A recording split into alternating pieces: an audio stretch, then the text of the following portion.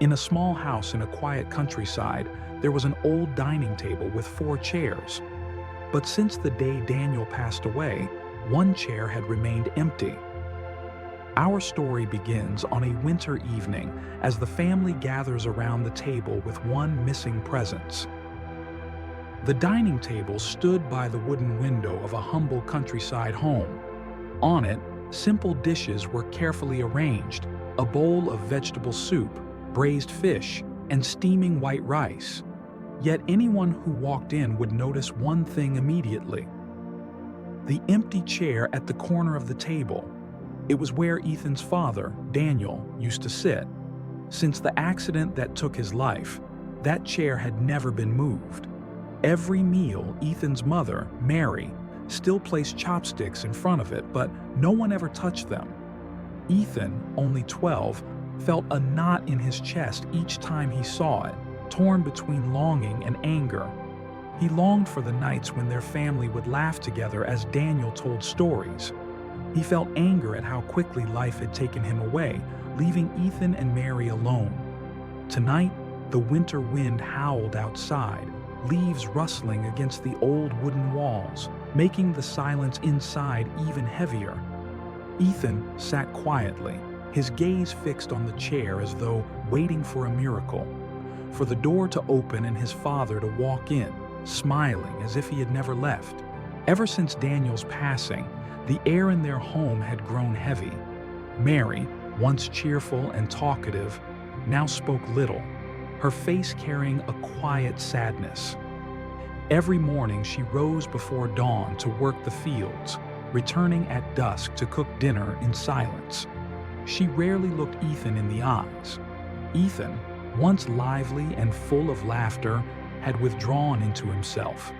He avoided glancing at the empty chair, afraid that tears might return. On sleepless nights, he hugged his pillow, listening to the wind whistle through the cracks in the door, imagining his father's footsteps coming home. Grief created a quiet distance between them. Both missed Daniel deeply, yet neither dared to speak of it. Questions lingered in Ethan's heart, unanswered. Why did his father have to leave so suddenly? Why did no one tell him everything? And most of all, how could anyone ever fill the space left by that empty chair? Day after day, meals continued like a solemn ritual. 3 chairs occupied, 1 chair always left untouched. One evening, as Ethan was clearing the table, he suddenly heard his mother speak softly. "Do you miss Dad?" The question startled him. It was the first time in months she had mentioned his father's name. Ethan nodded, tears welling up. "I miss him, but I'm also angry at him." Mary pulled him into an embrace, her voice trembling. "I feel the same. But your father wouldn't want us to stay sad forever." Those words unlocked something inside Ethan. A door he didn't know he had closed. In that moment, he realized his pain wasn't his alone.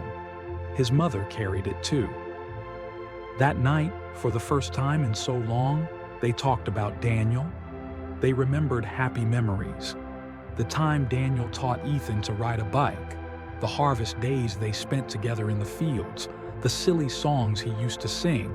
And for the first time, they laughed while speaking of him, not just cried. The next day, Ethan decided to do something different. He took a piece of colored paper and wrote, "Dad's chair, a place to remember and love."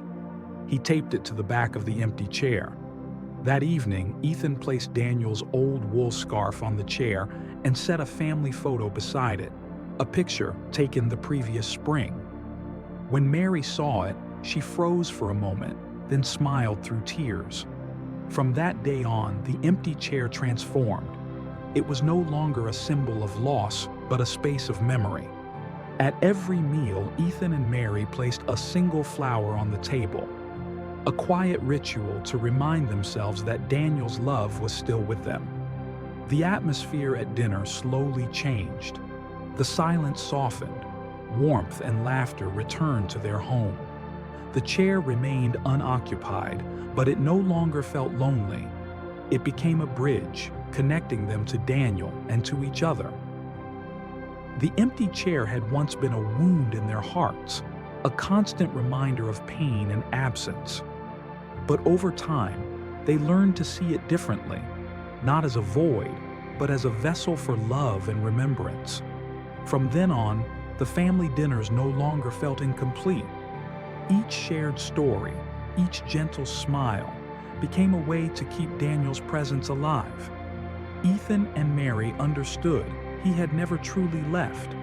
He lived on in their memories, and in the love that bound them together, stronger than loss and deeper than sorrow.